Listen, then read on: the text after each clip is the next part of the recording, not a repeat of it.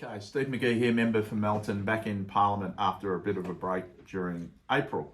Our first week back has been quite an interesting week and quite busy. My speeches this week, the first one was a member statement, and that was in reference to the tragic circumstance of Stephen Togar, the paramedic that was murdered in New South Wales, and how tragic and traumatising that was, not only for the whole of Australia, but mainly for obviously his friends, his family, but the ambulance industry right across the nation. And he was only a 29-year-old paramedic, 12 months in the job, and unfortunately while on the job, having a bit of a break between cases, someone thought that they could stab him while he was sitting in the back of his ambulance, and unfortunately he subsequently died.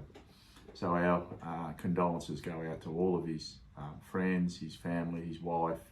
He has one child and another one on the way, but also his ambulance colleagues, and in particular his partner that worked with Stephen on that tragic night. Also, there are a couple of bills that have been in this week. Disability legislation, quite an important bill. I was supposed to speak on that today, but unfortunately, as the day panned out, we ran out of time. And the other bill that I spoke on was a water legislation bill, which I did speak on, I think on Wednesday. And that's another quite important bill in regard to water and access to water, and some legislation around that. Had a couple of meetings with different ministers, Minister Spence, the Minister for Community Sport, and discussed some community sport issues for the Melton electorate, and that was fantastic. And had a meeting today with Minister Suleiman, who's Small Business Minister but also Veterans Minister, and I spoke to her about a number of veterans issues that have come out of the Melton area, and that was a really positive meeting, and hopefully we'll see some actions come out of that meeting shortly.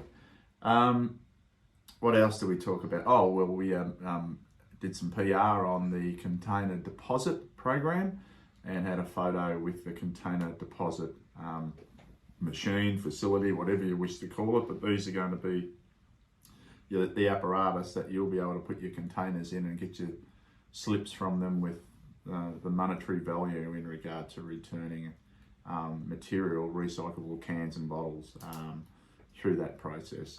Quite good, and it'll be very good. A great package. Also had part of our bringing back the SEC with Minister D'Ambrosio. We did some photos in regard to that issue of bringing back the SEC, but also our solar panel program. And again, it is a fantastic program, and many households in Melton have capitalised on the solar panel program. But the SEC coming back into public hands is a great initiative by the government. Everyone's been supportive of it, and we're starting to move on that now. And in fact, the Minister released the SEC Pioneer Investment Mandate, I think this week, where we're looking for organisations to invest into the SEC, and that will deliver even greater products for people. So, and of course our agenda is to drive energy costs downwards. Today, Monash Health were in Parliament.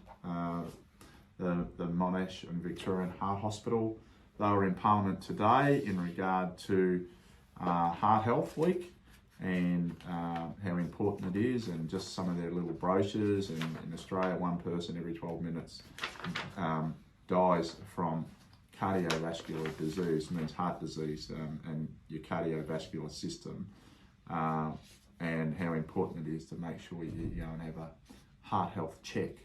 And this was fantastic in Parliament today. It was great to talk to Professor Stephen Nichols, I think his name is, I'm not sure, and fantastic hospital staff expertise, and how important it is to make sure that you get your regular health checks, to make sure you're not going to be one of those people every 12 minutes that won't be here any longer because you failed to have your health check done, or your heart health check done. So had a briefing earlier in the week about level crossing removals in Melton.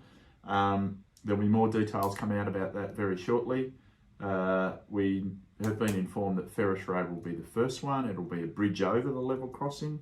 I can't give you exact dates at this stage, but that will be forthcoming very shortly. But we're starting to move on action around the level crossings.